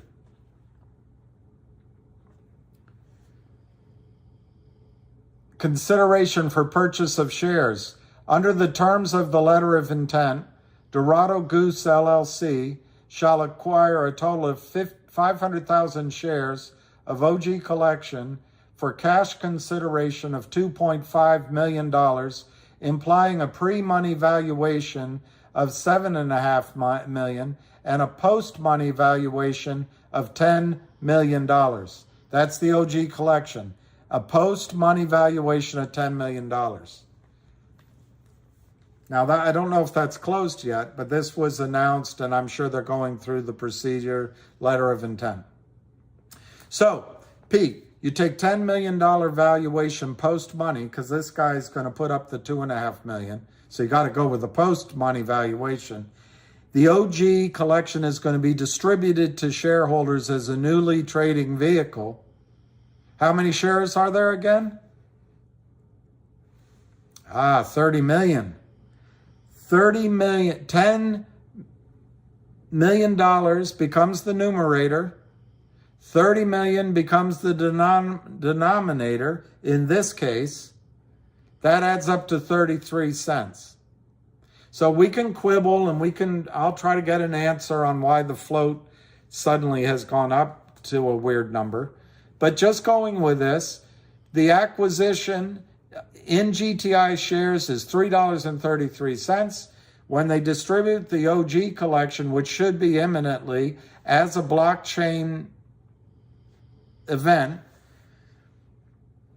it's 33 cents.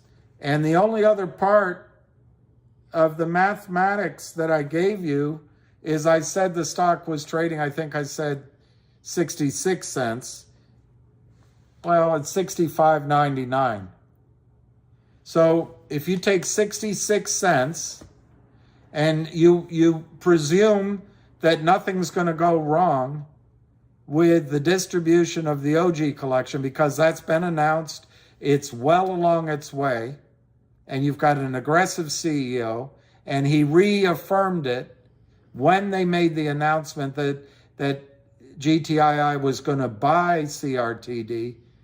Jeremy reaffirmed that he intends to distribute it. So you take 66 cents, you subtract 33 cents, you're risking 33 cents. Now you can quibble that the 33, and I'm just using that word, one, not you, one can quibble, that the 33 cents valuation is going to move around and all that. Yes, this is just a snapshot calculation.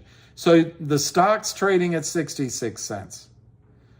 imminently is going to be a record date for the distribution of the OG collection in blockchain, which could cause a short squeeze, by the way. But ignoring that, that's 33 cents.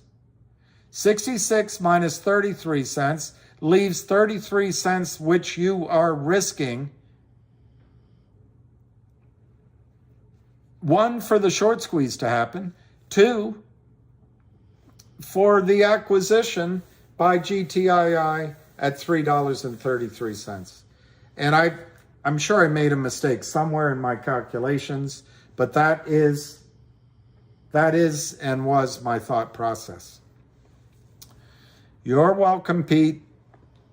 Giotis. That's a nice name. I know I'm not saying it correctly, but that your when it's written out there, your name has a certain symmetry. It's a good name. I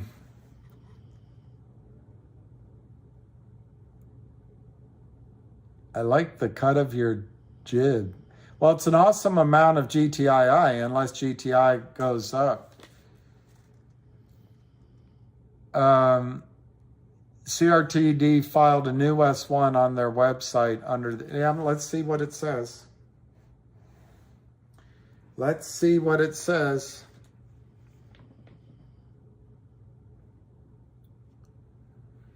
I looked at their filings the other night, but let me see what it says.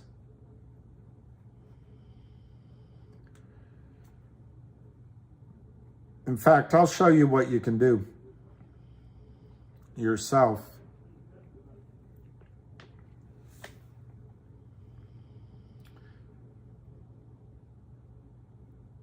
The Securities Exchange Commission has a website called EDGAR, and you can do a company search. I don't know why it came up COSM, but I did a video. The SEC filings made it clear what the intention was by COSM, to fleece investors. But anyway, all right.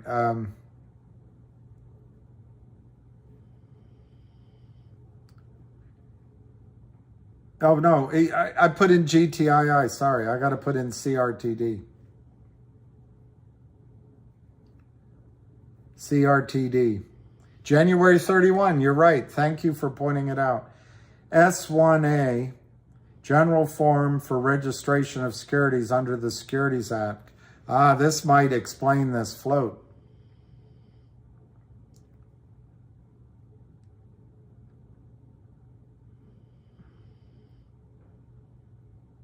This form is filed to register additional securities for an offering pursuant to Rule 462B under the Securities Act. Well, that's why the stock's down a bit. Let's see who's doing it. Guys, what happens? I don't care how glossy the brochure, how beautiful the office space. What these brokerage firms, these investment banks do, as soon as you let them know that you're going to sign up and they're going to raise money for you, they start selling. They keep your stock price down. They sell shares in the open market so that they can give you that money. But they want to get their best entry point for themselves and if they really have any investors. So that might explain why the stock is not going up as quickly. On the other hand, once the deal's done, that goes away. Okay, let's see. Okay, it's a red herring, so obviously it hasn't happened yet. 11 million shares of common stock. Resale from time to time.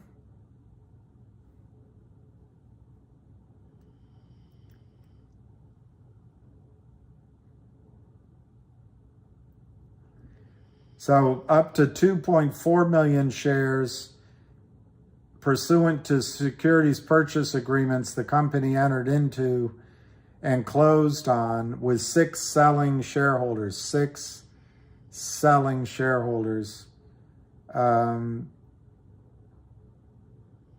Collectively, the July purchase agreement, which includes up to 1.7 million shares of common stock issuable upon conversion of notes, debentures, in the principal amount of 2 million. And warrants. I wonder if that was the Lind Partners. We'll find out. 2, up to 1.8 million shares, which underlie warrants. Okay, so they have to, I'm sure that was in the document. I don't know if, I'd have to go find the document, but it probably was required that they make shares available. Perhaps at the transfer agent. A lot of these toxic convertible notes, you have to put the shares at the transfer agent so they're automatically available for the criminals. Up to 4.3 million shares pursuant to the securities purchase agreement entered into on October 24 with one accredited investor, where the October investor purchased an aggregate of $1.5 million worth of stock in an unsecured debenture. Okay, I'm guessing that investor is not a toxic lender, I'm guessing. And then 3, up to 2.5 million shares on a December 12th money raise. We are not selling any shares of our common stock under the prospectus and will not receive any proceeds from the sale of shares. Okay. I'm doing this out loud. I really should have read it in full to give you an answer.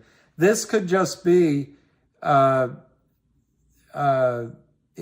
insiders selling shares to new investors. So it doesn't change the amount of shares outstanding. So I'll read that again. We are not selling any shares of our common stock under the prospectus. So they're not issuing any new shares.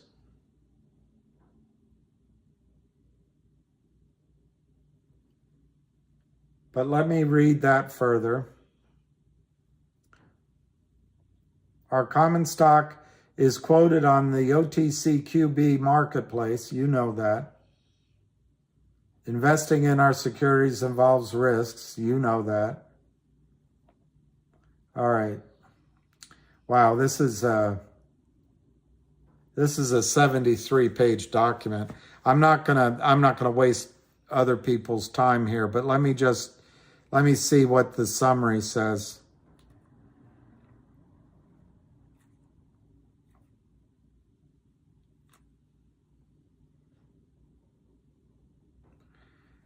It looks like this is facilitating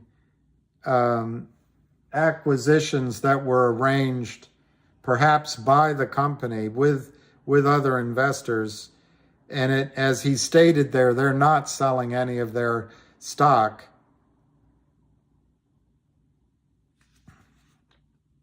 Okay, on September 15, 2022, CRTD entered into a securities purchase agreement with 5 accredited investors for $800,000. So that already happened. So this looks like it's just cleaning up the paperwork and doing housekeeping on transactions agreed last year, and which, by the way, took the stock from 4 cents a share up to $1.80. So I guess begging off wasting everybody's time, I'm going to just tell you, I think this is not a threat to the story at all. This is not a COSM where the CEO took advantage of you guys buying COSM, FOMOing in on one day up to $24 a share, and then he took the money from the criminal short sellers at $11.50, and Bob's your uncle. I know it kind of reminds you first time, Jimmy. I was getting a little worried myself.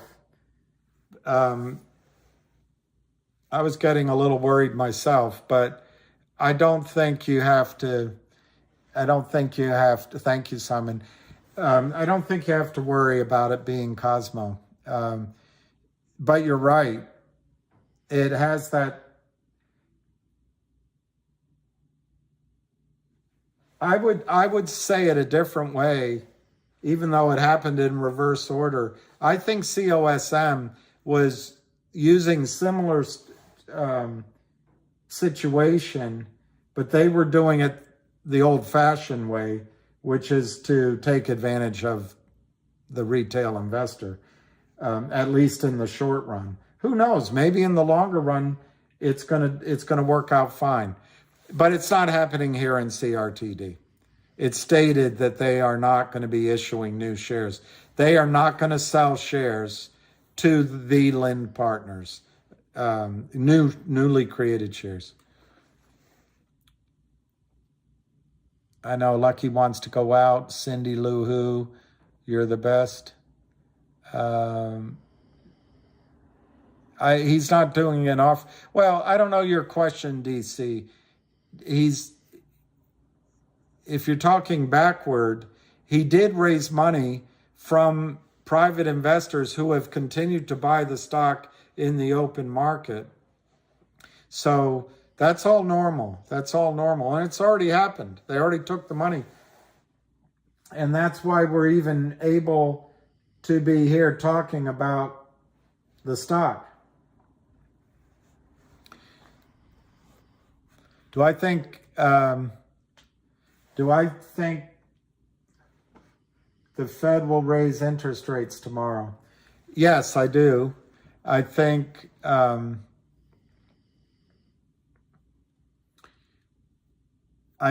it'll be 50 basis points. I think the street's hoping for 25 basis points. So I'm probably wrong.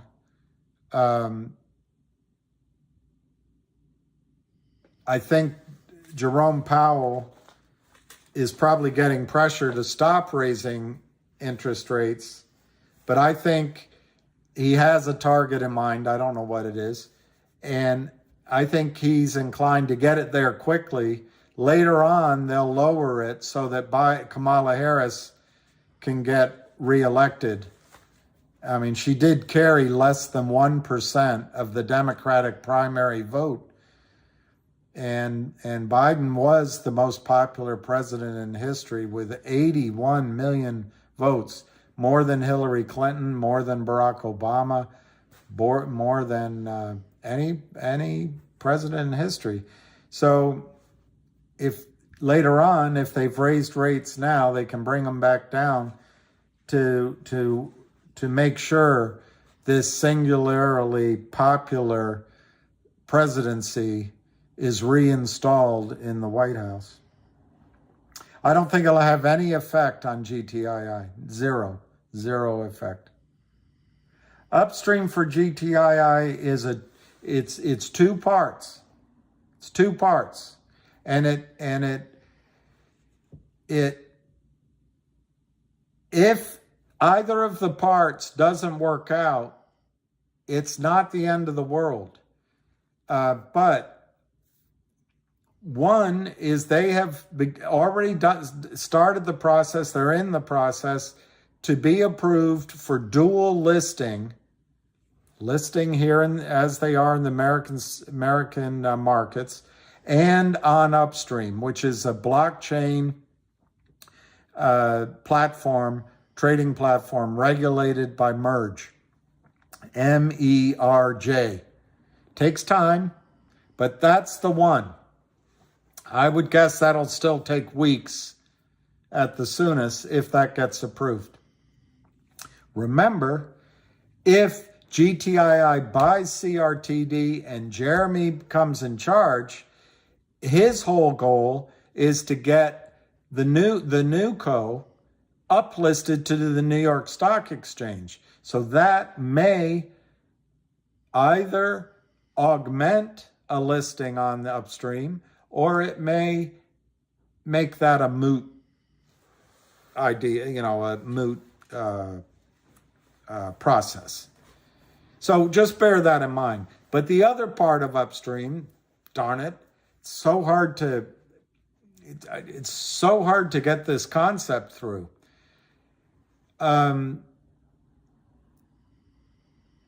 Over a year ago, approximately,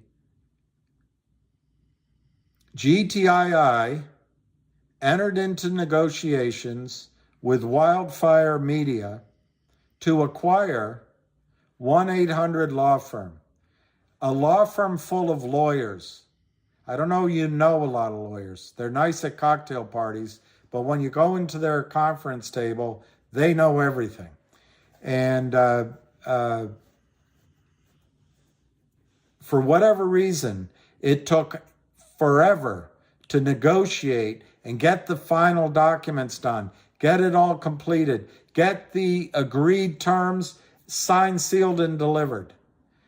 GTII acquiring 1-800 Law Firm with a backlog of approximately, it's probably less, 100 million in revenue and a backlog of 30 million in income. This year is going to be better than last year. Well, finally the lawyers inked that deal. Everyone put their initial on it. It got all around, and everyone showed how smart they are and made sure that the T's were dotted and the I's were crossed, and they got it done. I don't remember. Was it September? They got that done, but it was subject to a physical. That physical is an audit. The audit is a third-party audit, arm's length. It's an audit of Wildfire Media, not GTII. The audit was supposed to be finished by the end of 2022. It wasn't. Now, auditors are even more deliberate than lawyers. They take a while. GTII announced 2 weeks ago, or just a few days ago, that they received notice from the auditor that the audit will be completed. It's anticipated to be completed by the end of January. Well, that's today. And that the written report will be delivered either by the end of January or shortly thereafter, I guess. Now, it's possible they missed the deadline again, but it's imminent. It is imminent. Now, 2 questions you have to ask yourself. 3. 1, why did it take so long? There must be a problem. No, it could just be that a lot of lawyers in the first instance, and now it's auditors, and they're just slow, deliberate. Okay, second question you have to ask yourself. Do you think the auditors found something wrong in the books of a law firm that has multiple attorneys, officers of the court, 2 years? Do you think? It's highly unlikely. And then the third thing you got to remember is the revenues from a law firm in many cases are judicial settlements. The judge throws down her gavel. They're going to get those revenues. High degree of certainty. So this is very exciting. Now, this was all agreed in September of last year. All the terms agreed, the documents signed. It's etched in stone with the one proviso, I guess, the one requirement that the media, Wildfire Media, had to pass the physical, the audit. That audit's going to be done. Once the audit is finished and announced, 1-800 law firm is GTII, or it's the major part of GTII. At that time, they've already been in discussions and planning on, I suppose it could always change, but the indications are, at that time, they're going to issue an NFT or some coin that is a coupon, giving each shareholder a large discount, each share a large discount on hours from 1-800 law firm. There'll be a little formula in there so it doesn't bankrupt the law firm, but it'll make it impossible for the broker-dealers to stuff your account with this distribution. It'll cause a run on real shares of GTII.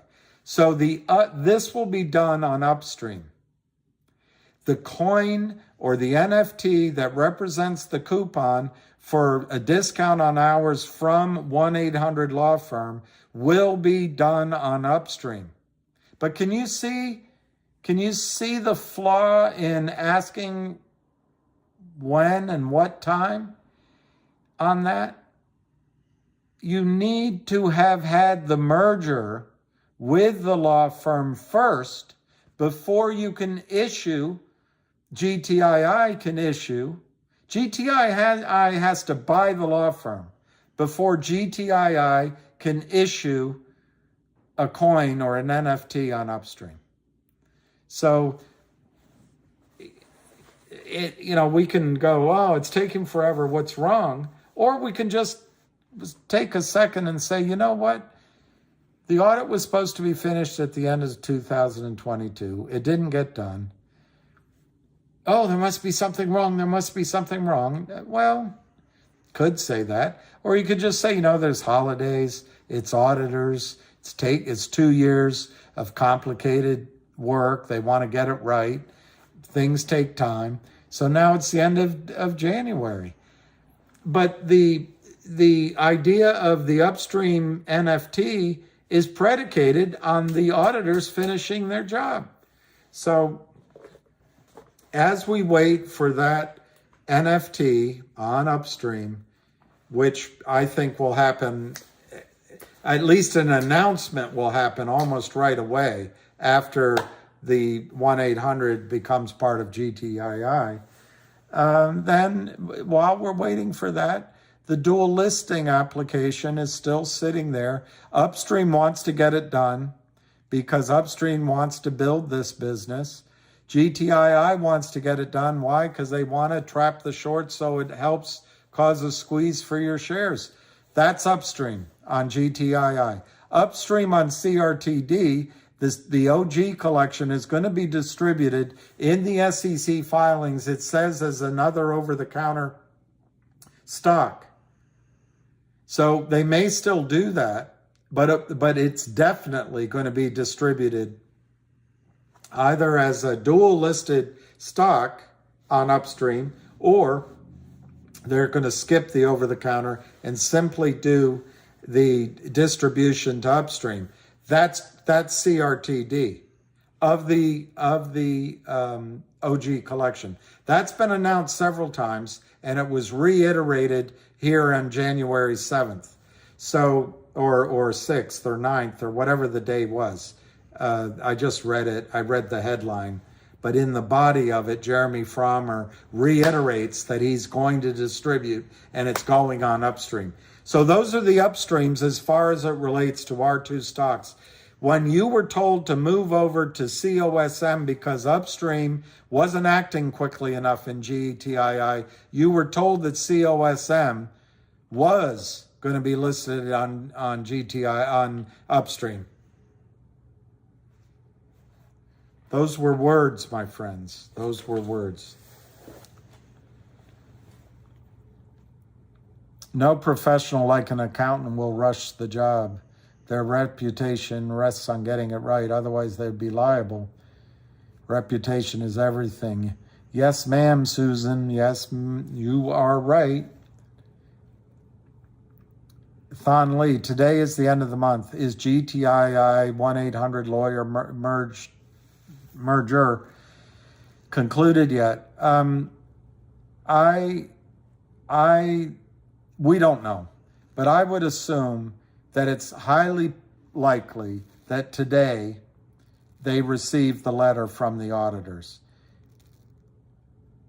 I know from my own experience, when a company is going to have to release a press release, you don't just scribble it out and put it out.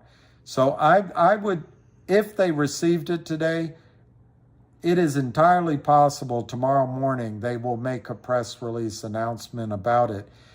The merger of 1-800 with GTII was agreed and finalized in September, pending it was pending a physical, making sure that the financials that Wildfire Media was representing that they had were true.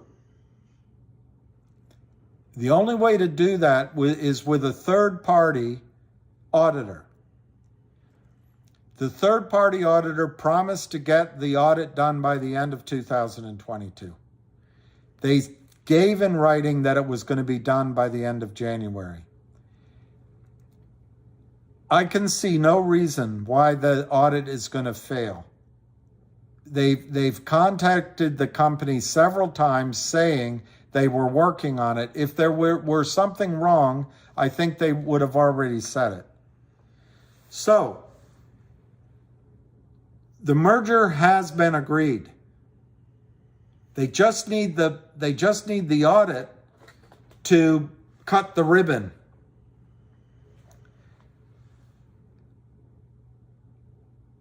We will know very soon if the auditors delivered on their promise. As soon as that's done, the merger's done. There's no more votes. There's no more documents. There's no more editing. There's no more board meetings.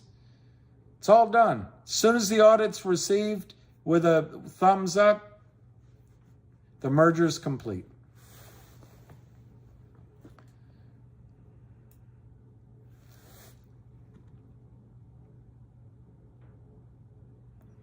Well, first time, Jimmy, that's for, are you putting this up for COSM?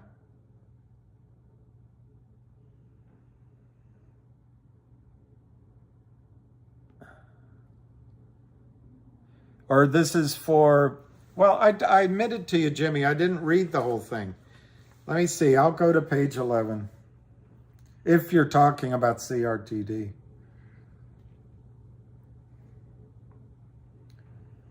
This is a 72-page document, and I just saw it. So I suggested that I shouldn't read it and waste everybody's time. But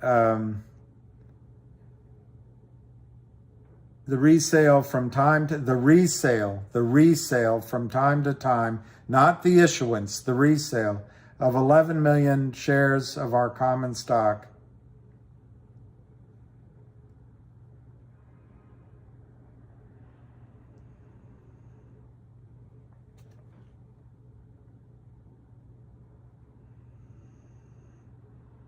We are not selling any shares of our common stock. Shares of common, okay, this is going to shut down very quickly. Shares of common offered 11 million. Shares of common outstanding before the offering, 39 million. So all that arithmetic I said, Pete, has to be adjusted now. I'll have to go back and do it. It looks like there's outstanding 39 million shares. Yahoo, I was using Yahoo's. This prospectus, which I just saw, gives a higher number. It doesn't change the numbers much. Shares of common stock outstanding after completion of this offering, 50 million. Okay, so it'll be 50 million. So we'll have to increase the shares outstanding from 30 million to 50 million. So you divide $100 million by 50 million, it's $2 a share. So that's a big catch. Thank you for pointing that out. That changes my target. And if you divide 10 million by 50 million, that's 20 cents, not 33 cents. So that's a significant catch. Good catch. That's a very good catch. Oh, great, Thon Lee. That's great. Thank you for pointing that out.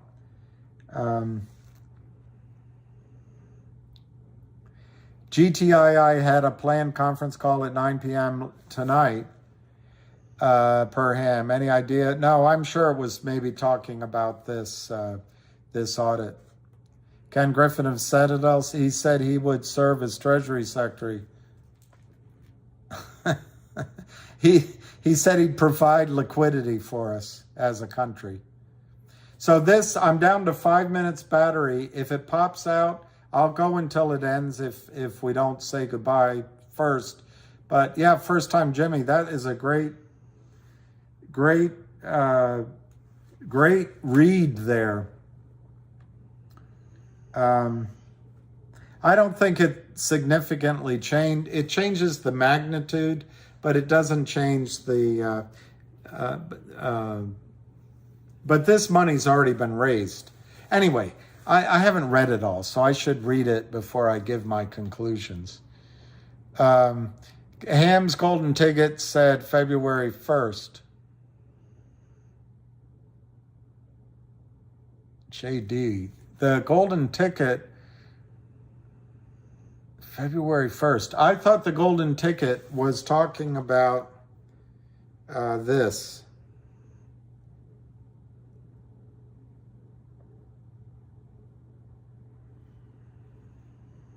I thought the golden ticket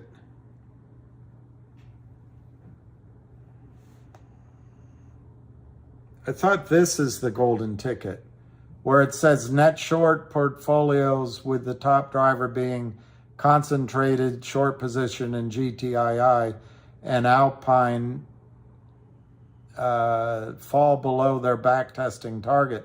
But I don't see February 1 in that. I must misunderstand what the golden ticket is. But it's not the first time. Hey, KYP, this is gonna in 3 or 4%, it's gonna hang up. I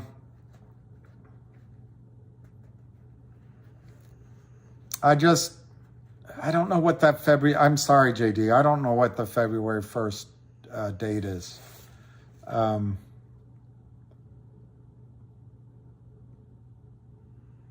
I'm sure the conference call, Thon Lee, I think that's good. I'm sure the conference call might be about a press release. I don't know. But we had the conference call here that Ham had.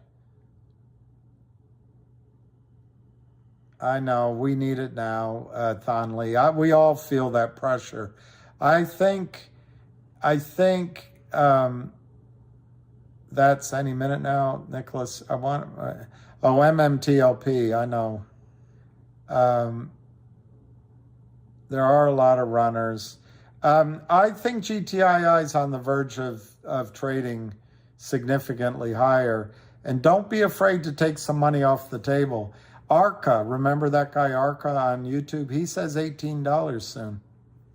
And there are some big people in there buying. Why can't GTII Big Vic issue physical certificates with a unique QR code on each certificate? Then if someone wants to get their dividends, they go online. That's not a bad idea. I would extend it even further. Why can't the entire system have QR codes or just a number on the certificates? We've got computers that can drive cars down the highway. I'm sure we can have computers that can follow unique certificates All right, Lee 86. Felix the cat.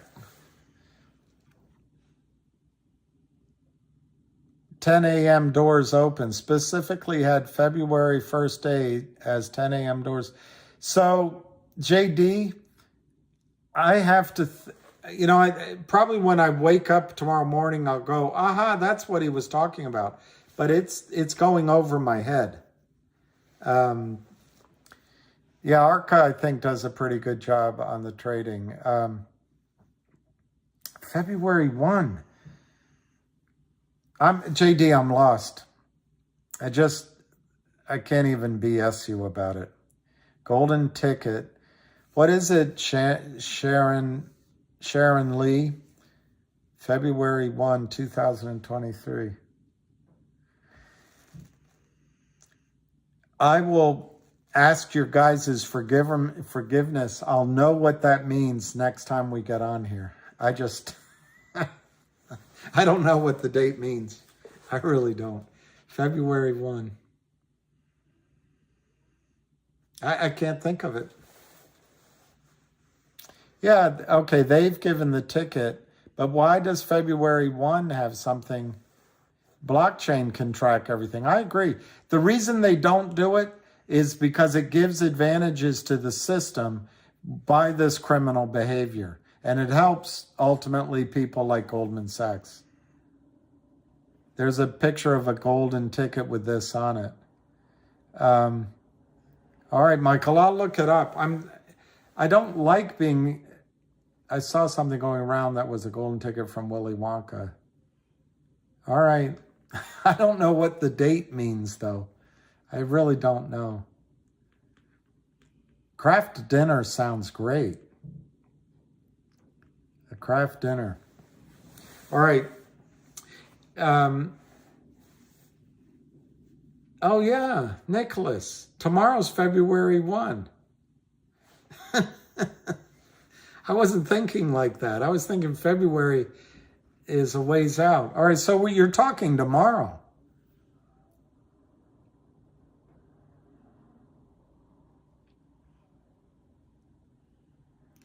Okay, Sharon is saying 2/1/23 at 10 a.m. sharp. Golden ticket was given by the DTCC NSCC. So it must be a follow-on to this lawsuit.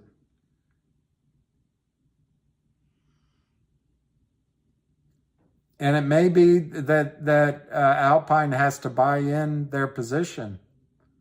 Oh, it could be West Christian. It could be West Christian. God, I'm spinning my wheels here, guys. But the pressure is on at Alpine. They had a margin call, basically. They failed to meet their capital requirements. And maybe tomorrow they have to settle up. Maybe that's it. So 10 a.m. Oh, the FBI lawyer. The FBI lawyer. Oh, the one on the board? The FBI lawyer.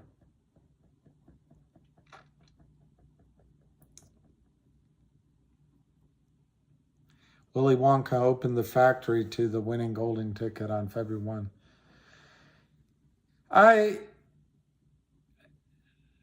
I think the fact that I don't know the answer isn't going to change anything. And I think time is short for the shorts. And I think Alpine is going down. I think Kramer's are going down.